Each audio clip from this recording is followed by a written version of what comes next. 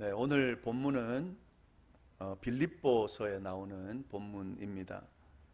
다 아시는 것처럼 이 빌립보서는 사도 바울이 빌립보 교회에 보낸 편지입니다. 이 빌립보 교회는요, 유럽에서 가장 먼저 세워진 교회입니다. 사도 바울이 2차 전도 여행 때 빌립보 지역을 들르고 거기서 교회를 세웠는데요. 유럽의 관문인 바로 빌립보 지역에 이 교회를 세워서 빌립보 교회가 세워졌습니다. 이 교회가 세워지는 과정이 궁금하신 분들은 사도행전 16장을 보시면 거기 자세히 기록되어 있습니다. 그걸 보시고 좀 참고하시면 좋겠습니다. 이 빌립보서는요, 기쁨의 서신이라는 별명이 있습니다. 이 빌립보서 주제가 기쁨이다, 기쁨이라는 주제를 가지고 있기 때문에 기쁨의 서신이다, 이렇게 별명이 붙어 있는데요. 빌립보서는 4장으로 된 짧은 책입니다. 그런데 기뻐하라 하는 단어가 8번이나 사용이 됐습니다. 그리고 기쁨, 이 명사형도 5번이나 사용되고 있습니다. 그러니까 얼마나 이 안의 내용이 기뻐하다라고 하는 것과 연결되어 있는지 저희가 알 수가 있습니다. 그런데 재밌는 사실은요, 이 빌립보서가 사도 바울의 옥중서신 중에 하나다 하는 거죠. 옥중서신이 뭐냐면요, 사도 바울이 감옥에 갇혀 있을 때 그때 쓴 편지들, 그 편지들을 옥중서신이다 이렇게 말하는데요. 4권이 있습니다. 저희가 신약 성경에 4권이 수록되어 있는데 빌립보서, 에베소서, 빌립보서, 골로새서, 빌레몬서, 이렇게 4개가 옥중서신입니다. 사도 바울이 감옥에 갇혀서 쓴 편지, 그 편지 옥중서신, 이 4개가 있습니다. 그 중 하나가 빌립보서입니다. 그러니까 빌립보서가 옥중서신이다 하는 거죠. 자, 이 내용들을 정리해 보면 이렇게 되겠습니다. 이 빌립보서의 주제가 기쁨이다 그랬습니다. 기쁨의 서신이라는 별명을 가지고 있다 그랬습니다. 그런데 이 빌립보서가 감옥에 있는 사도 바울에 의해서 쓰여졌다 하는 거죠. 분명히 감옥에 갇혀 있는 상태에서 편지를 썼는데 그 주 내용이 기쁨에 대한 내용이다 하는 거죠. 이게 좀 아이러니하면서도 좀 특이한 부분인 것 같은데요. 이 감옥에 갇혀 있다라고 하는 것은 어떤 면에서는 사실 기쁨과는 좀 거리가 먼 그런 상황에 있다고 볼 수 있습니다. 극단적으로 말하면 전혀 기뻐할 수 없는 상황이 바로 감옥에 갇힌 상황입니다. 그런데 이 감옥에 갇힌 바울이 기뻐해야 된다, 이렇게 지금 편지를 쓰고 있다 하는 거죠. 감옥에 갇혀서도 기뻐해야 한다는 주장을 빌립보 교회에 지금 하고 있다 하는 거죠. 이 내용을 보면은요, 이 바울의 믿음이 잘 드러나고 있는데요. 바울의 믿음은 뭐냐면 어떤 상황 가운데서도 기뻐하는 것, 이것이 바로 바울이 가지고 있는 믿음이었습니다. 근데 사실은 이 바울의 믿음이야말로 우리 기독교의 정수라고 할 수 있습니다. 기독교 믿음의 정수는 뭐냐면요, 어떤 상황 가운데서도, 심지어는 기뻐할 수 없는 상황에서도 기뻐할 수 있는 것, 그것이 바로 기독교가 가지고 있는 정수입니다. 오늘 그런 내용들이 쭉 있을 텐데요. 근데 한 가지 더 저희가 좀 더 살펴볼 내용은 이 빌립보 교회, 바울의 편지를 받는 이 빌립보 교회의 상황이 어땠을까 하는 거죠. 이 빌립보 교회 상황이 그 당시 그렇게 좋은 상황은 아니었습니다.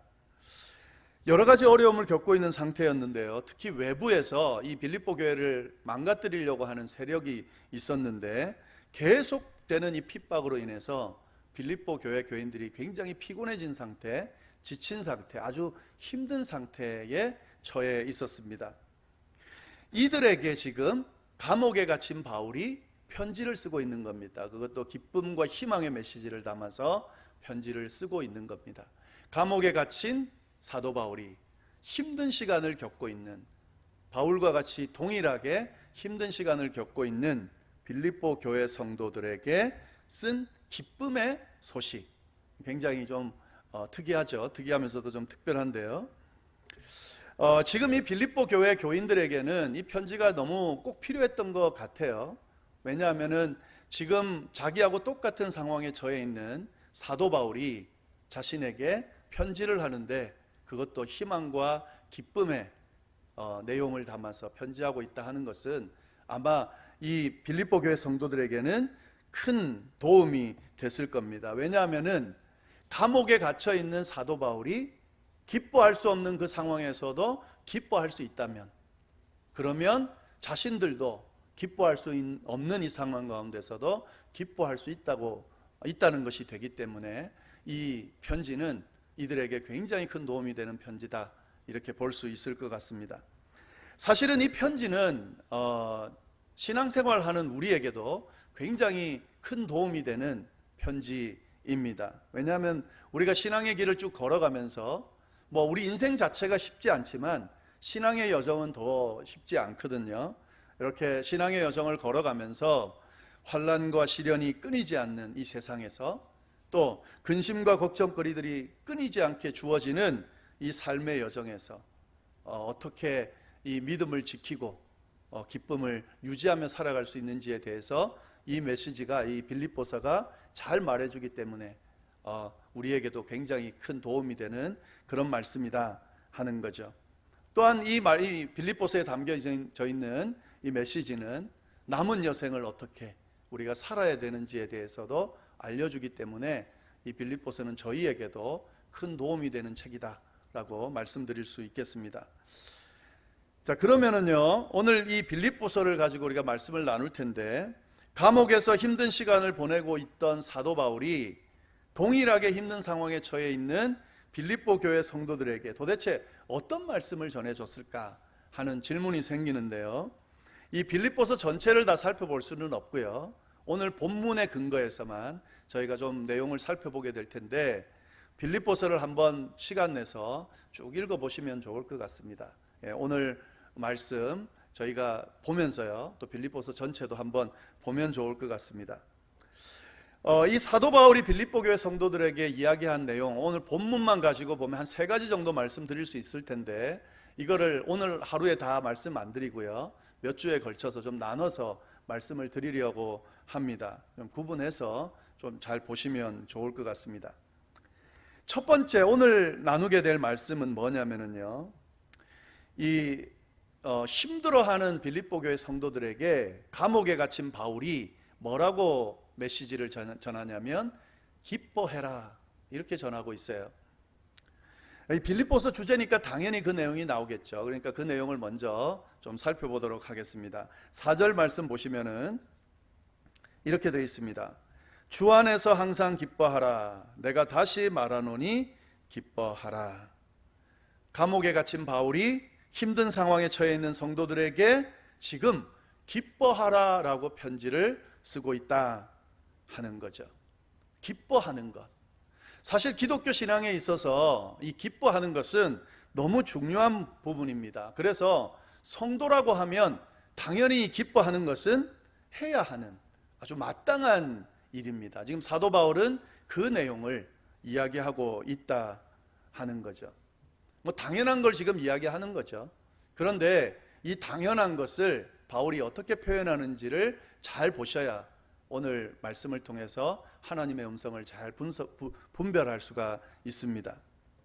사도 바울이 지금 기뻐해라 라고 말할 때에 이때 이 말하는 어투가 어떤 건지 좀 알 필요가 있습니다. 지금 저희가 기뻐하라 라고 이야기하면, 제가 이제 목회자로서 여러분들에게 성도님들 기뻐하십시오, 주님이 말씀합니다, 이렇게 말할 때에 제가 말하는 어투나 그 안에 담겨져 있는 의미는 권유같이 느껴집니다. 그 정도로 부드럽게 말씀을 드리기 때문에 그런데요, 근데 지금 사도 바울이 말하는 어투를 저가 목회자가 말하는 것처럼 그렇게 이해하시면 잘못 이해하는 겁니다.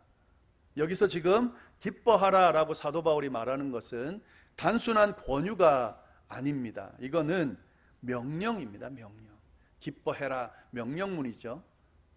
사도 바울은 그렇게 말할 수 있는 자리에 있는 사람입니다. 이 빌립보 교회를 사도 바울이 세웠고 빌립보 교회 성도들은 바울의 제자들일 테니까요. 그러니까 이 정도 강하게 말할 수 있는 부분인데, 여하튼 지금 사도 바울은 기뻐하라 라고 명령어로 지금 표현하고 있습니다. 이게 권유가 아니라 명령문이 되면은요, 그 의미가 완전히 달라지게 되는데요. 명령이라고 한다면 이건 해도 되고 안 해도 되는 것이 아니라는 의미가 이 안에 담겨져 있습니다. 이것이 만약에 명령이라면 당연히 해야 되는 것이다 하는 거죠. 만약에 명령대로 안 한다고 하면 어떤 일이 생길까요? 권유는 해도 되고 안 해도 되기 때문에 그 권유를 듣지 않는다고 해도 그것이 잘못된 것은 아닙니다. 그 결과에 따라서 잘못된 일이 생기면 그건 감수를 해야겠지만은요, 그걸 안 한다고 해서 무슨 잘못이다, 불법이다 이렇게 말하지는 않죠.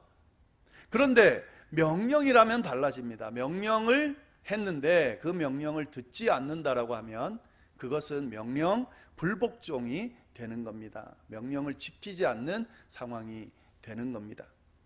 그러니까 지금 이 바울이 기뻐하라 라고 말할 때는 이것이 명령이기 때문에 기뻐해도 되고 안 해도 되고 하는 것이 아니라 기뻐해야만 한다라고 하는 그런 당연한 의미가 담겨져 있다라고 하는 사실 우리가 잘 볼 필요가 있습니다.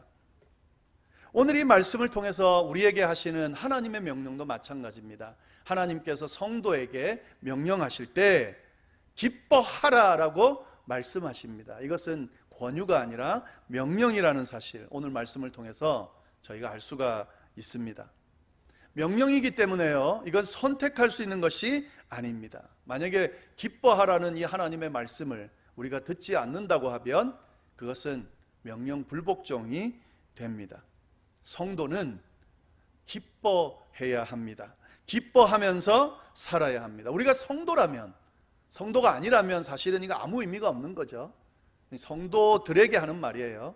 성도라면, 그리스도인이라면, 하나님의 백성이라면 당연히 이 기뻐하라는 명령대로 기뻐하면서 살아야 합니다. 이 사실을 좀 잘 보실 수 있기를 바랍니다. 사도 바울은 빌립보 교회 성도들에게 기뻐하라라고 명령을 하고 있습니다. 그런데 이 명령이라는 표현으로만 해도요, 엄청난 무게감이 있어요. 그냥 권유가 아니라 명령하고 있다고만 해도 이 사도 바울이 얼마나 강조해서 이야기하는지를 알 수가 있습니다. 그런데 사도 바울의 이 표현을 보면은요, 한 번 말하고 끝나지 않고 두 번 말하고 있습니다. 기뻐하라, 기뻐하라, 이렇게 두 번을 이야기하고 있습니다. 두 번 이야기한다는 것은 강조하고 있는 거죠. 그만큼 지금 강조하고 싶은 거죠. 근데 여기서 기뻐하라, 이 기뻐하라, 이것도 강조해요. 근데 여기에다가 어떤 말을 가운데 붙여놓냐면 이 말을 붙여놔요. 내가 다시 말하노니 기뻐하라, 이렇게 이야기를 해요. 여러분, 이런 제가 말씀드리는 이 느낌을 가지고 이 말씀을 다시 한번 잘 들어보세요. 기뻐하라, 내가 다시 말한다, 기뻐하라. 어떻게 느껴집니까? 강조하는데 강력하게 지금 강조하고 있음을 알 수가 있습니다. 그만큼 지금 중요하다는 말을 전하고 싶은 것 같아요. 아주 강조해서요, 빌립보 교회 성도들에게 이야기합니다. 기뻐해라, 명령하죠. 내가 다시 말한다, 이 명령을 반복한다, 기뻐해라, 이렇게 지금 이야기하고 있는 겁니다. 성도들은 기뻐해야 한다 하는 거죠. 그런데 여러분, 한 가지 우리가 질문해 볼 필요가 있을 것 같은데요, 왜 사도 바울은 이렇게까지 강조할까 하는 거죠. 물론 지금 중요하기 때문에 강조한다 말씀드렸는데 이렇게까지 강조할 필요가 있을까요? 여기에 어떤 의도가 담겨 있을 것 같은 그런 생각이 듭니다. 분명히 중요하다라는 말을 강조하지만 이것보다 이유가 더 있을 것 같아요. 이렇게까지 강조한다면 그게 뭐냐면 이게 기뻐한다는 것이 쉽지 않을 거라고 하는 그 의미도 이 안에 담겨 있다 하는 거죠. 무조건 강조하는 게 아니라요, 너무너무 중요한 이 기뻐하라는 이 명령을 지키는 것이 쉽지 않다라고 하는 의미도 이 안에 담고 있는 겁니다. 여러분, 이 빌립보 교회 상황이 제가 어렵다고 말씀드렸습니다. 지금 굉장히 힘든 시간을 보내고 있습니다. 그래서 지금 이 바울이 기뻐하라는 말을 이야기해요. 그런데 바울의 이 기뻐하라는 말이 그들 상황 때문에 전혀 공감이 되지 않을 수도 있습니다. 그만큼 지금 힘든 상황에 처해 있기 때문에 그렇습니다. 바울은 이 사실을 잘 알고 있었습니다. 그들이 힘들기 때문에 지금 기뻐하라는 이 명령을, 이 하나님의 명령, 강조하고 또 강조해도 지나치지 않는 이 하나님의 명령을 중요함에도 불구하고 그들이 지키지 못할 수도 있다는 사실을 사도 바울은 잘 알고 있었습니다. 그래서 더 강조하는 거예요. 지키지 않을 수도 있기 때문에 더 강조하고 있는 겁니다. 여러분, 기뻐하며 사는 것 너무 당연한 이야기라고 제가 말씀드렸고, 성도는 그렇게 살아야 된다 말씀드렸는데, 기뻐하면서 사는 것이 쉬운 것이 아닙니다. 기쁜 일이 있을 때 기뻐하는 것은 너무 쉽죠. 그런데 인생이 그렇게 기쁜 일만 있는 것이 아니거든요. 기뻐할 수 없는 힘들고 어려운 일들이 우리의 인생 속에는 많이 있습니다. 그런 상황에서, 기뻐할 수 없는 상황에서 기뻐한다는 것은, 그것이 하나님이 주신 절대 명령이라 할지라도 쉽지가 않습니다. 바울은 그 사실을 잘 알고 있었습니다. 또 이게 성경에 나오는 말이잖아요. 성경도 그 사실을 잘 알고 있습니다. 하나님도 그 사실을 잘 알고 있다 하는 거죠.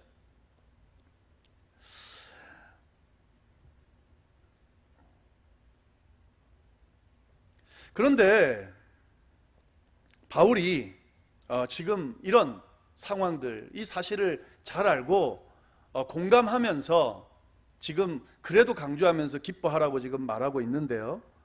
여기서 저희가 주목할 것은 이 정도 되면은요, 좀 이해할 필요가 있잖아요. 그래서 이렇게 이야기할 수도 있을 겁니다. 기뻐하라, 이건 너무 중요하니까 성도라면 기뻐해야 된다. 그런데 정말 힘든 상황이 오면 기뻐하지 않아도 괜찮아, 이렇게 말할 수도 있을 것 같죠.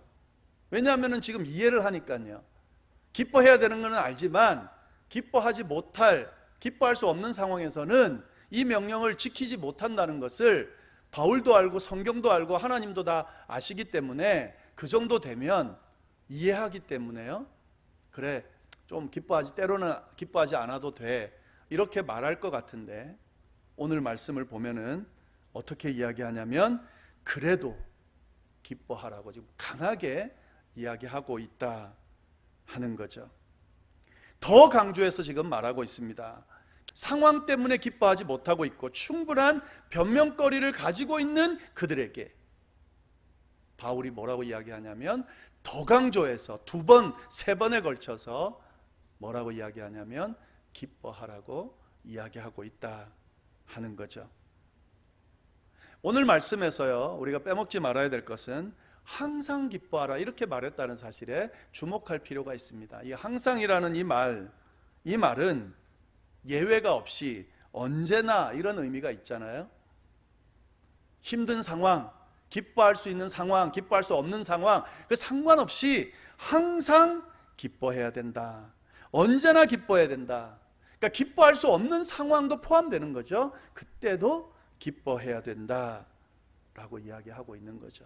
여러분이 사도 바울의 이야기에 좀 귀를 기울일 수 있기를 바랍니다. 성도라면 기뻐해야 합니다. 성도가 아니라면 모르겠지만 성도라면 기뻐하는 삶을 살아야 합니다. 그것도 항상 기뻐할 수 있어야 합니다. 이래서 기뻐할 수 없고 저래서 기뻐할 수 없다, 그렇게 변명거리를 쭉 늘어놓는 것은 통하지 않습니다. 비록 처한 상황이 어렵고 그로 인해서 기뻐하기 힘들어도 그래도 기뻐할 수 있을 때, 그때 그것을 성도의 모습이다 이렇게 평가합니다. 오늘 말씀은 그 이야기를 확실하게 이야기해 주고 있습니다. 여러분 좀 꼭 기억하실 수 있기를 바랍니다. 자, 그런데 제가 여기까지 말씀을 드렸고요. 그런데 이 기뻐하라는 명령이 너무 중요하다는 거 제가 강조드렸고, 그리고 꼭 어떤 상황 가운데서도 지켜야 된다 하는 사실을 알겠는데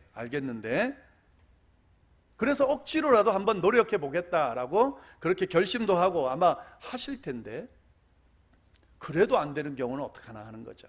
그래도 안 되는 경우는, 그러면 억지로라도 그렇게 해야 되는가 하는 거죠. 이 굉장히 좀 이렇게 들어가면은요, 굉장히 말씀을 잘못 이해하는 겁니다. 굉장히 위험해지는데요. 말씀을 끝까지 잘 좀 이해할 필요가 있습니다. 한 가지 좀 예를 들어보려고 하는데요. 여러분도 많이 들어보셨겠지만 웃음 전도사 이런 말이 있죠. 예, 웃음을 전하는 전도사다 이런 말이에요. 그러니까 뭐냐면 웃을 수 있는 상황이 아니더라도 억지로 웃게 만들어서, 그래서 스트레스도 좀 날리고 그리고 행복해질 수 있도록 그렇게 만드는, 그게 일종의 치료라고 하는 명목도 있고요. 그렇게 하는 그런 걸 하는 사람이 웃음 치료사입니다.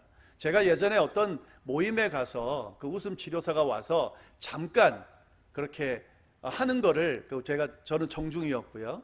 강사가 와서 하는 걸 제가 맛을 본 적이 있는데, 막 이 자리에서 이제 웃으라고 하는 거예요. 억지로 막 정말 얼굴이 벌게지도록 그렇게 막 웃으라고 하는 거예요. 근데 이제 마치 미친 사람들처럼 막 처음에는 삐죽삐죽 거리다가 나중에 하게 됩니다. 그래서 막 하다 보면 어떤 면에서 좀 시원한 느낌이 들기도 해요. 그렇게 하라는 거예요. 물론 더 기술적인 부분들이 많이 있겠지만 여하튼 이런 겁니다. 황수관 박사라고 하는 사람을 시작으로요, 그 뒤에 웃음 전도사들이 많이 생겨났습니다. 대충 제가 찾아보니까, 제가 잘 모르는데 보니까 나오는 인물들이 있더라고요. 장덕희, 이요셉, 이임선, 함화신 이런 사람들이 웃음 치료 전도사라고 해서 쭉 나오더라고요. 이게 하나의 일종의 직업이 된 거죠. 자, 그러면 지금 이 웃음 치료사들처럼 그렇게 지금 사도 바울이 이야기하는 걸까 하는 거죠. 기뻐할 수 없는 상황인데 억지로 좀 기뻐하려고 노력하면 기쁘게 된다, 이런 말을 하고 있을까 하는 거죠. 이 분명히 웃음 치료사들, 웃음 전도사들이 하는 부분은 도움이 되거든요. 여러분 너무 답답한 일이 있을 때 막 소리치라고 하잖아요. 그렇게 해서도 스트레스가 해소가 되지만 막 한번 웃어보세요, 미친 사람처럼. 그러면 분명히 그 당시에 그 문제를 해결하는데 잠시 도움이 될 수 있을 겁니다. 그러나 지금 이 말씀을 그렇게 이해하면, 기뻐할 수 없는 상황에서도 억지로 기뻐하도록 막 그렇게 노력하면 그러면 된다라는 말씀으로 이해하면, 여러분 이건 문제가 생길 수 있다 하는 거죠. 억지로 그렇게 해서 해결될 수 있는 부분이 아닙니다. 제가 지금까지 말씀을 해석해서 말씀드리면서 기뻐할 수 없는 상황에서도 항상 기뻐해야 됩니다라고 강조를 했지만, 그것이 억지로 기뻐하도록 여러분을 유도하려고 말씀드린 것은 아닙니다. 바울이 말한 이야기가 그 이야기가 아니기 때문에 그렇습니다.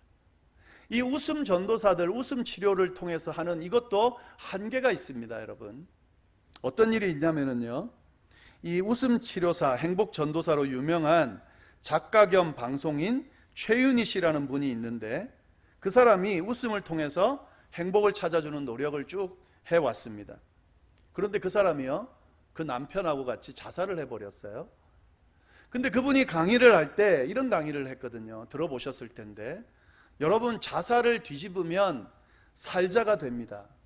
그러니까 자살하기 직전이 됐을 때 그 자살을 뒤집어서 살자라고 생각하고 희망을 가지고 삽시다, 이렇게 막 강연을 하고 다녔는데 결국 그 사람이 자살을 했습니다. 아마도 그 사람에겐 정말 감당하기 힘든 어떤 힘든 일이 있었을 겁니다. 아마 그 힘든 일로 인해 가지고 정신적인 질병까지 갔기 때문에 이런 결론을 냈을 겁니다.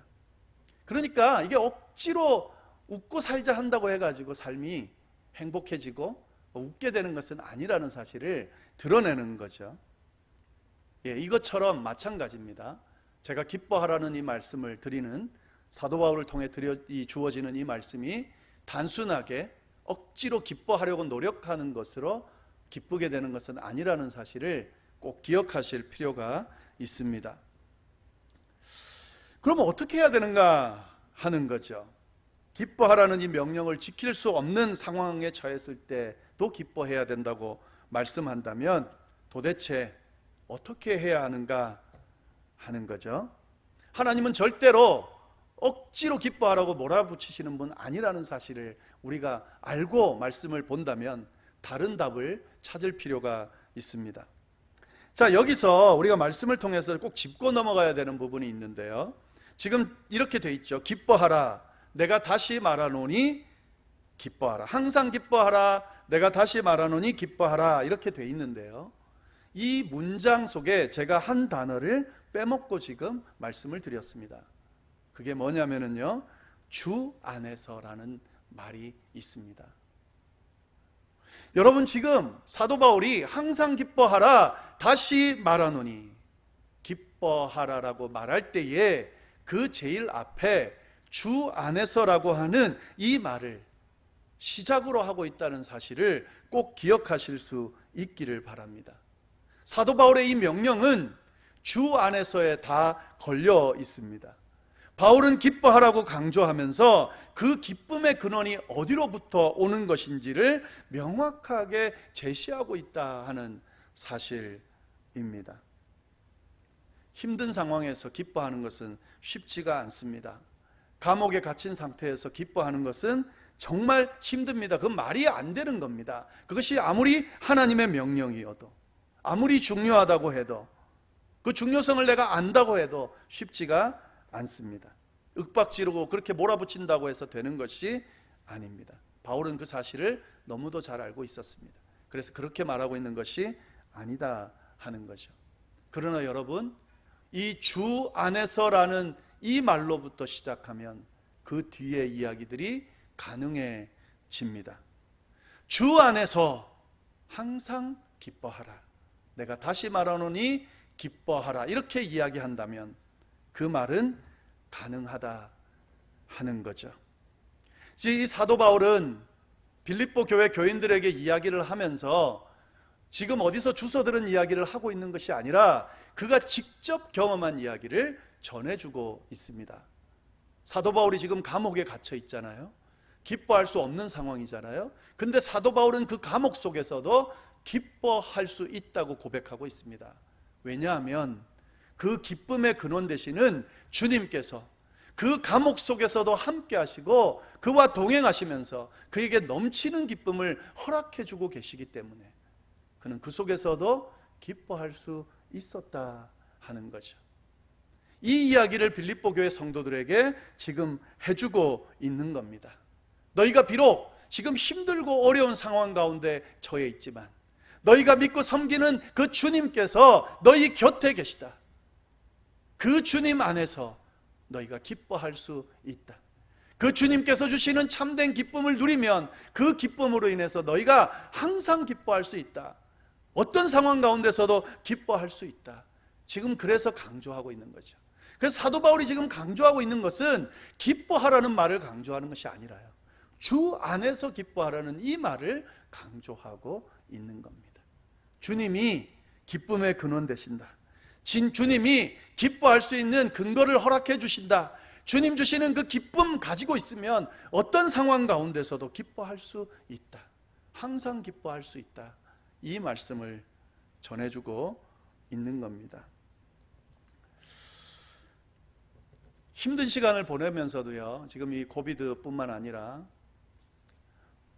힘들다 이렇게 해서 그 시간을 끝내버리는 사람도 있고, 분명히 똑같은 힘든 시간을 보내고 있는데 지나갔던 좋은 기억들, 또 지금 펼쳐지는 좋은 것들을 생각하면서 그렇게 잘 그 시간을 이겨내는, 견뎌내는 사람들이 있습니다. 특히 성도들 중에서는요, 지난 시간 동안 쭉 함께 해주셨던 그 하나님의 은혜 생각하면서요, 그 은혜 때문에 지금 감사하다, 참 기쁘다, 이렇게 고백하는 분들이 많이 있습니다. 지금 나와 함께 하시는 주님, 비록 지금 상황이 기뻐할 수 없는 상황이지만 주님께서 주시는 기쁨, 나와 함께 하시고 나를 지키시고 인도하시고 이미 내게 베풀어 주셨던 은혜뿐만 아니라 지금도 베풀고 계신 그 은혜들을 생각하면서 이 시간을 기쁘게 보내는 사람들도 있습니다. 구원받은 백성으로서 미래가 펼쳐질 것을 기대하면서요, 아, 내 인생이 여기서 끝이 아니라 주님께서 내 인생을 더 환하게 인도해 주실 것이다 라고 믿으면서요, 더 나아가서는 영생으로 이어지는, 죽음 이후에 하나님과 영원히 살게 될 그 시간을 기억하면서요, 오늘 이 시간을 기쁨으로 채우는 성도들도 있습니다. 지금 상황이 기쁜 상황이냐 아니냐는 것은 성도에게는 사실 크게 중요한 것이 아닙니다.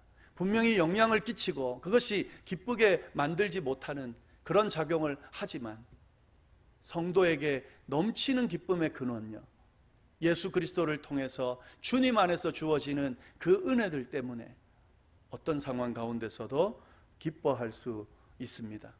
베풀어진 구원으로 인해서 크게 넘치는 과거의 은혜와 현재의 은혜와 미래의 은혜 때문에 지금 사도 바울이 고백하는 이 고백대로 기뻐할 수 있다 하는 거죠. 이 내용을 가지고 사도 바울이 명령하는 겁니다.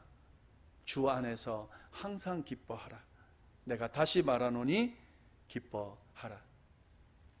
혹시 내가 지금 어떤 힘든 상황, 어려운 환경의 상황에 처해 있어서 내가 기뻐할 수 없다, 힘들다, 성경은 기뻐하라고 그러지만 그리스도인들은, 성도는 기뻐하며 살아야 된다고 말하지만 나는 기뻐할 수 없다라고 그렇게 고백하는 분이 있다면 이해는 됩니다. 그럴 수밖에 없습니다.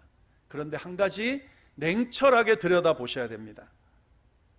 성도라면요, 그리스도인이라면 뭔가 문제가 있는 겁니다. 지금 주님과 멀어져 있는 겁니다. 그래서 주님 안에 거하지 못하고 있는 겁니다.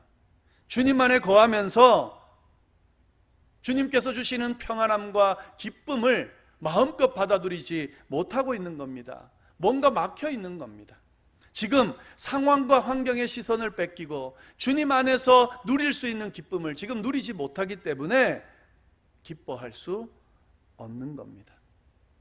그러므로 이 지금 내가 처해 있는 이 상황 때문에, 인간이기 때문에 겪게 되는 그런 어려움, 또 그로 인해서 생겨나는 불평, 두려움, 이런 것들 말하는 게 아니라요, 그것이 계속 지속되고 있다면 그건 문제인 거죠. 다시 한번 잘 점검해 볼 필요가 있습니다. 하나님과 나 사이에 막힌 담은 없는지, 주님 안에서 누릴 수 있는 참된 평안과 기쁨이 내게 넘치고 있지 않은 것을 그냥 별거 아니라 생각하고 아무렇지 않게 그냥 흘려보내고 있지는 않은지, 다 모든 것을 내려놓고 다 걸고 이걸 다시 회복하지 않으면 이대로 계속 망가질 텐데 그냥 아무렇지 않은 듯 내버려 두고 있지 않는지 돌아볼 필요가 있다 하는 거죠. 오늘 이 사도 바울의 말씀을 통해서요, 이 하나님의 말씀에 우리 다 같이 다시 귀 기울일 수 있기를 바랍니다. 그리스도인으로서 기뻐하라, 다시 말하노니 기뻐하라, 항상 기뻐하라 말씀하시는 그 하나님의 강력한 명령을 우리도 불순종하지 않고 순종할 수 있게 되기를 바랍니다. 그러기 위해서 주님 안에서 넘치게 주어지는 그 기쁨을 받아 누릴 수 있게 되는 자리까지 우리가 갈 수 있게 되기를 바랍니다. 시선을 주님께 고정하고 흔들리는 내 시선을 주님께로부터 계속 고정하면서 주님과 친밀하게 교제하면서, 그게 잘 안 되면 더 매달려서 간곡하게 성령 하나님의 도움을 요청하면서 반드시 주님께서 주시는 그 충만한 기쁨 가운데 내가 머물겠다고 결심하면서 그렇게 나아가실 수 있게 되기를 바랍니다. 그러면 주님이 약속해 주신 이 기쁨, 주님 안에서 주어지는 이 넘치는 기쁨이 우리를 채울 겁니다. 그렇게 채워지면 우리의 상황이 감옥 같은 갇힌 상황이라 할지라도 사도 바울과 같은 고백을 할 수 있게 될 겁니다. 그것이 바로 성도의 삶이고 모습입니다. 다시 한번 회복되어지는 놀라운 역사가 오늘 저와 여러분에게 넘칠 수 있기를 간절히 바랍니다. 기도하겠습니다. 하나님 아버지, 감사합니다.